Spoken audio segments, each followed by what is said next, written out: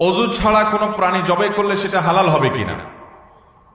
অজু ছাড়া মোরগ জবাই করলে, হাঁস জবাই করলে খাওয়া যাবে? যাবে, কোনো অসুবিধা। মোরগ জবে, হাঁস জবে, যে কোনো পশু জবে হওয়ার জন্য শর্ত হলো বিসমিল্লাহ বলে জবে করবেন। আর শর্ত কি?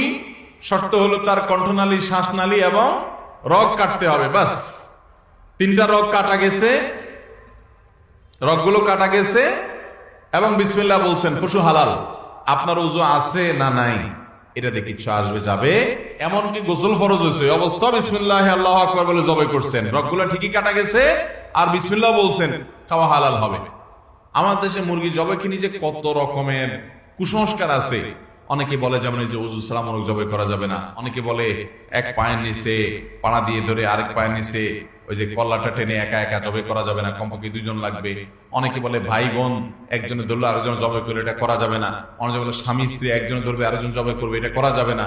অনেকজন বলে গর্ভবতী মহিলা তাদেরকে সাথে নিয়ে মোরগ জবাই করা যাবে না। এরকম মোরগ জবাই করাকে নিয়ে যে কত কুসংস্কার আমাদের দেশে আছে একমাত্র আল্লাহ ভালো জানে। আর বেশিরভাগ মাসালা দেখবেন যে মহিলাদের বিরুদ্ধে। একটু আগে বললাম না, দেখছেন প্রমাণ, সব ফতোয়াবাজি সব কাদের বিরুদ্ধে? গোসল ফরজ হলে বাসার কাজ করতে পারবে না, ফতোয়াবাজি মহিলাদের উপরে। ওই পুরুষটা সারাদিন টং টং করে ঘুরে বেড়ায়, কোনো অসুবিধা নেই। মাসালা সব কার বিরুদ্ধে? মহিলাদের বিরুদ্ধে।